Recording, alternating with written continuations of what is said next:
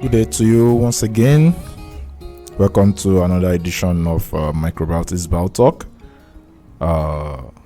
We hope you learned one or two things from the last BioTalk we did on peptic ulcer, and one of the parting points we made that day was that we will be doing a more detailed BioTalk on one of the causes of peptic ulcer disease, PUD, which is Helicobacter pylori. And today we'll be talking about this important bacterium, the disease it causes, the symptoms, and we'll be focusing more on the treatment as well, because we have this understanding that the illness that Helicobacter pylori causes in people is actually not as not given much importance like it should. So we'll be focusing on that, and we'll be starting in some few seconds time. So stay tuned.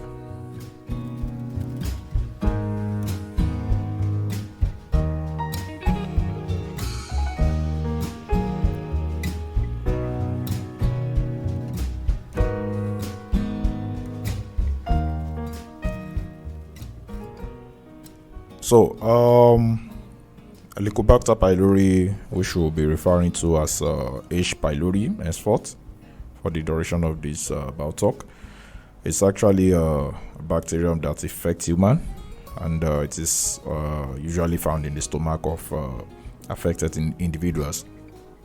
Of course, where it causes inflammation and ulceration, that's ulcer. And most of the time, the patients that are carrying around these microbes are usually asymptomatic, but there's a specific symptoms that we identify them as one that is probably ill, and that is a carrier of this H. pylori. So most of the symptoms that usually accompany is abdominal pain, just the common abdominal pain, nasal, vomiting, and other things that may show up later, like ulcer, that is as a result of severe infection due to the bacterium. So there's a wider prevalence of the bacterium in developing nation. It's a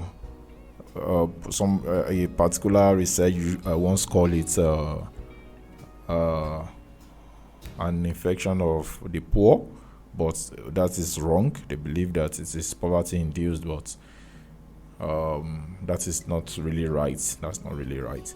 So, but it has a worldwide prevalence, can be found anywhere, and of course it's an important cause of gastritis and of peptic ulcer as well.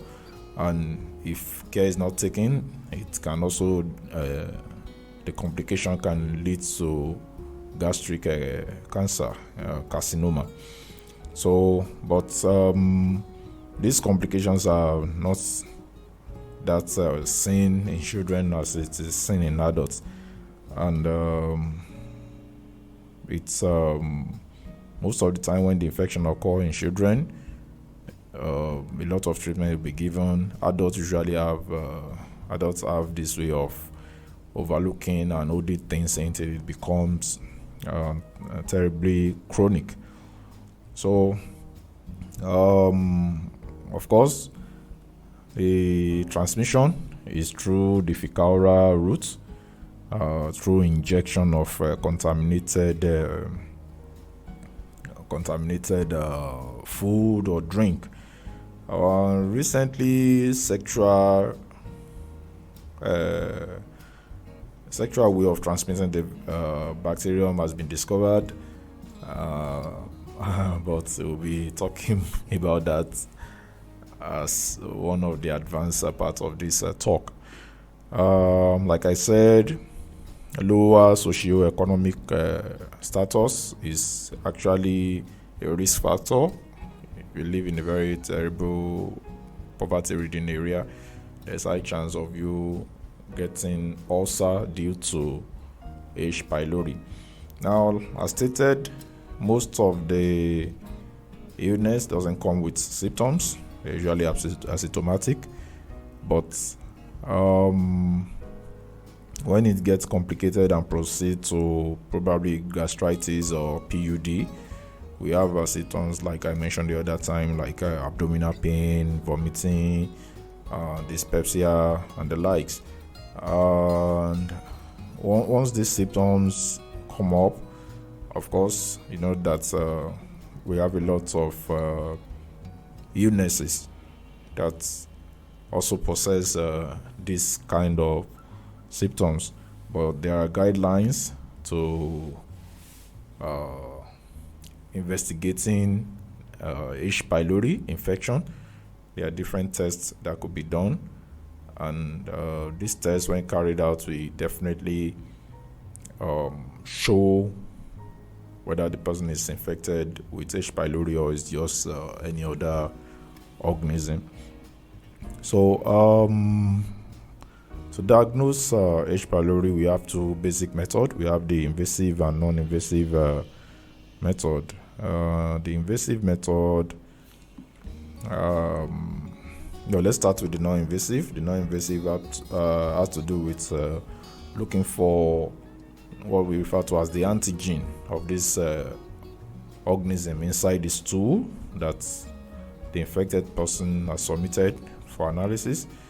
You can also look for the antibodies inside the serum of infected individual, inside the serum, inside the urine, or even other sample.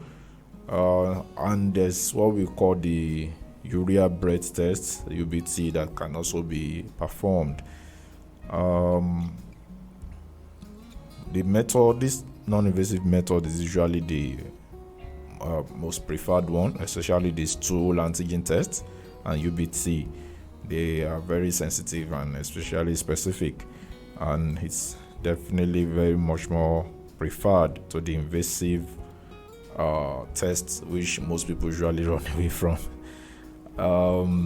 Of course, like I said, the invasive tests have to do with actually getting the gastric tissue inside to detect the organism. Most people don't want this. Nobody wants a piece of their of their GIT being taken out to test for any organism.